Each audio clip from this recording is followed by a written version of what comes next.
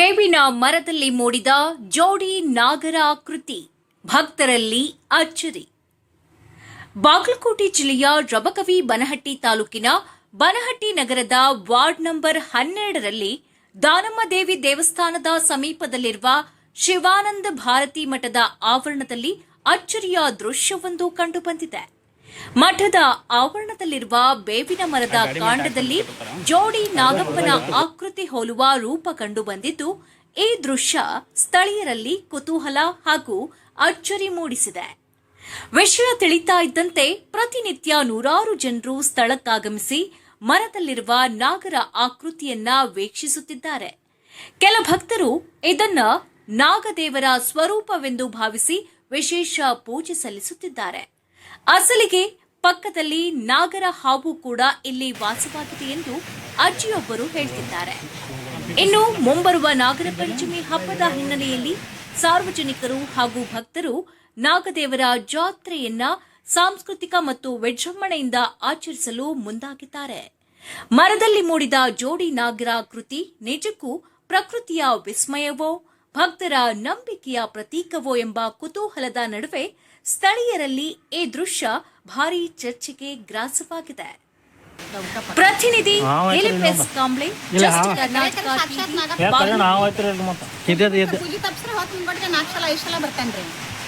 ನೀವು ನೋಡಿರೇನ್ರಿ? ನಾನು ನೋಡಿದ್ರಿ ಮತ್ತೆ ಇವತ್ತು ಪೂಜೆ ಬಿಟ್ರೆ ಇವತ್ತು ಹೊತ್ತು ಮುಂಗಟ್ಗೆ 4-4 ಸಲ ಕಾಣಿಸ್ತಾನ್ರಿ ಅವನು. ನಾನು ನೋಡಿದ್ರಿ ಮತ್ತೆ ಅವ ಮತ್ತೆ ಇಲ್ಲಿ ಪೈಲವೊಮ್ಮೆ ಇವ್ರ ಪಾಂದ್ರ ನಮ್ಮ ಅವನ ಇವ್ರ ಪಾಂದ್ರ ಇವರಲ್ಲಿ ದಿನ ಒಂದು ಬರಾಕತ್ತಿದ್ರಿ ಅನ್ನಗಳಲ್ಲಿ. ಇಲ್ಲೇ ಕೂತಿತ್ತ ಕೂತ್ ಯಾರೋ ಹೊಡೆದಾರ ನಾ ಜಾಗ ತಗೋತಿತ್ತ ಮೊದಲು. ಆಮೇಲೆ ಈ ಗಿಡದಾಗಿ ಉದ್ಭವ ಅದ ಕರೆ ಕರೆನೂ ಬರ್ತಾನೆ. ಒಂದು ಶಕ್ತಿ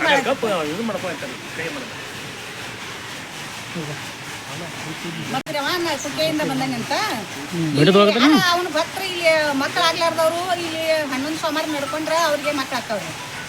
ಆಮೇಲೆ ಸರ್ಪ ದೋಷ ಇದ್ದವ್ರು. ಆಮೇಲೆ ಮತ್ತೇನಪ್ಪ ಅಂದ್ರೆ ಲಗ್ನ ಆಗಿರಂಗಿಲ್ಲಲ್ರಿ. ಲಗ್ನ ಆಗಿರ 11 ಸೋಮವಾರ ಬಂದು ಪೂಜೆ ಹಾಕಿಸಿ 11 ಸೋಮವಾರ ನಡ್ಕೊಂಡು ಕುಕ್ಕೆಯಿಂದ ಬಂದ ಸಾಕ್ಷಾತ್ ಅವನ ಹೇಳಿದನ್ರಲ್ಲೇ.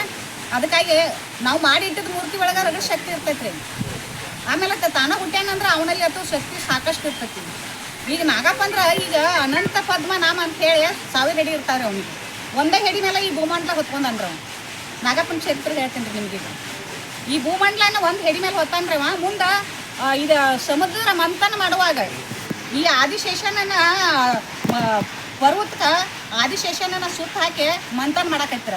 ಮಂಥನ ಮಾಡುವಾಗ ಅವಾಗ ನಾಗಪ್ಪಗೆ ಕೇಳಿದ ಅವ್ನು ಪರಮಾತ್ಮ, ಈ ಲೋಕ ಕಲ್ಯಾಣಕ್ಕಾಗಿ ನೀನು ಮಂಥನ ಮಾಡುವಾಗ ನಿನ್ನ ಮೈ ಎಲ್ಲ ಹರಿದು ರಕ್ತ ಬರಾಕ್ತೈತಿ.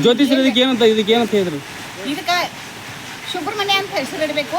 ಈ ಸುಬ್ರಹ್ಮಣ್ಯಾಗ ಅಲ್ಲಿ ಹೋಗ್ಲಾರ್ದವ್ರು ಇಲ್ಲಿ ಬಂದು ನಡ್ಕೊಂಡ್ರೆ ಎಲ್ಲ ಕೆಲಸ ಸಕ್ಸಸ್ ಆಕಾವ, ಸಕಲ ಕಾರ್ಯಗಳು ಸಿದ್ಧಿ ಆಕಾವ.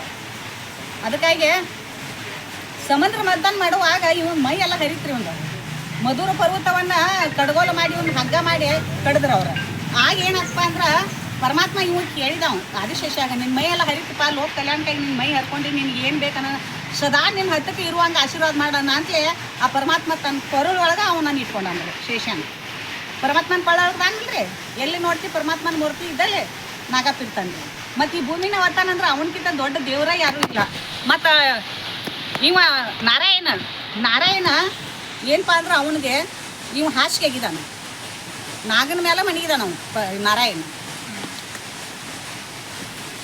ಶೇಷಶಯನ ಅಂತಾರೆ ಅವನಿಗೆ ನಾರಾಯಣ.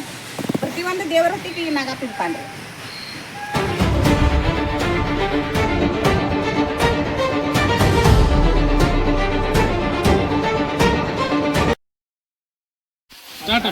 ಬನಹಟ್ಟಿ ನಗರದೊಳಗೆ ದಾನಮ್ಮ ದೇವಿ ಗುಡಿ ಏರಿಯಾ ವಾರ್ಡ್ ನಂಬರ್ 12ರಲ್ಲಿ ಇಲ್ಲಿ ಒಂದು ಶಿವಾನಂದ ಭಾರತಿ ಮಠ ಐತ್ರಿ. ಈ ಮಠದೊಳಗೆ ಒಂದು ಬೇವಿನ ಮರ ಐತ್ರಿ. ಆ ಬೇವಿನ ಮರದೊಳಗೆ ಒಂದು ನಾಗೇಶ್ವರ ನಾಗಪ್ಪ ಇವೇನಾಗ್ಯಾನ್ರಿ, ಈಗ ಒಂದು 2 ತಿಂಗಳ ಹಿಂದೆ ಉದ್ಭವ ಆಗಿಬಿಟ್ಟಾನ ಇಲ್ಲಿ. ಅದಕ್ಕೆ ಇಲ್ಲಿ ನಾವು ಏನು ಮಾಡ್ತೀವಿ ರೀ, ಪ್ರತಿ ಗುರುವಾರಕ್ಕೊಮ್ಮೆ ಆದ್ರೂ ನಾವು ಸತ್ಸಂಗ ಇಲ್ಲಿ ಕಾರ್ಯಕ್ರಮ ಈಗ ಕೆಲವೊಂದು ವರ್ಷಗಳಿಂದ ಅದನ್ನು ಮಾಡ್ಕೊತ ಬಂದಿದ್ದೀವಿ. ಆದರೂ ಕೂಡ ಇನ್ನೂ ಅದನ್ನು ನಿರಂತರವಾಗಿ ನಾವು ಮಾಡೋಕ್ಕೆ ಚಾಲೂ ಮಾಡಿದ್ದೀವಿ. ಆದ್ರೂ ಇಲ್ಲಿ ಒಂದು ಉದ್ಭವ, ಈ ನಾಗೇಶ್ವರ ಇಲ್ಲಿ ಉದ್ಭವ ಆಗಿಬಿಟ್ಟಾನ ಈಗ ಒಂದು 2 ತಿಂಗಳ ಹಿಂದೆ. ಅದಕ್ಕೆ ನಾವು ಎಲ್ಲರೂ ಇಲ್ಲಿ ಅದನ್ನು ಬಂದು ಭಕ್ತಿಯಿಂದ ಒಂದು ಪೂಜೆ ಪುನಸ್ಕಾರ ಅದನ್ನು ಮಾಡುವಂಥದ್ದು ಒಂದು ತಯಾರಿನೂ ಕೂಡ ಈಗ ನಾವು ನಡೆಸಿದ್ದೀವಿ. ಆದಷ್ಟು ಈಗ ಸದ್ಯ ಏನಪ್ಪ ಅಂದ್ರೆ ನಾಳೆ ನಾಗರ ಪಂಚಮಿ ಬತ್ತ. ಈ ನಾಗರ ಪಂಚಮಿ ಒಳಗೆ ಅದನ್ನು ನಾವು ಎಲ್ಲ ಇಲ್ಲಿ ಭಕ್ತರಿಂದ ಇಲ್ಲಿ ಬಂದ ಕಡೆಯಿಂದ ಇಲ್ಲಿ ಹಾಲು ಎರೆಯೋದು ಒಂದು ಪದ್ಧತಿ ಕೂಡ ಅದನ್ನೊಂದು ಇಲ್ಲಿ ನಾವನ್ನ ರೂಢೀಕರಣ ಇಲ್ಲಿ ಮಾಡುವಂಥ ಒಂದು ಸ್ಥಿತಿ ಇಲ್ಲಿ ನಾವು ತಾವೆಲ್ಲ ಇಲ್ಲಿ ನೋಡಬಹುದು ಅಂತ ನಾವು ಇಲ್ಲಿ ಈ ಸಂದರ್ಭದೊಳಗೆ ನಾ ಹೇಳಕ್ಕೆ ಬಯಸುತ್ತೇನೆ. ತಮ್ಮ ಹೆಸರು? ಬಸವರಾಜ್ ಕುಮಾರ್.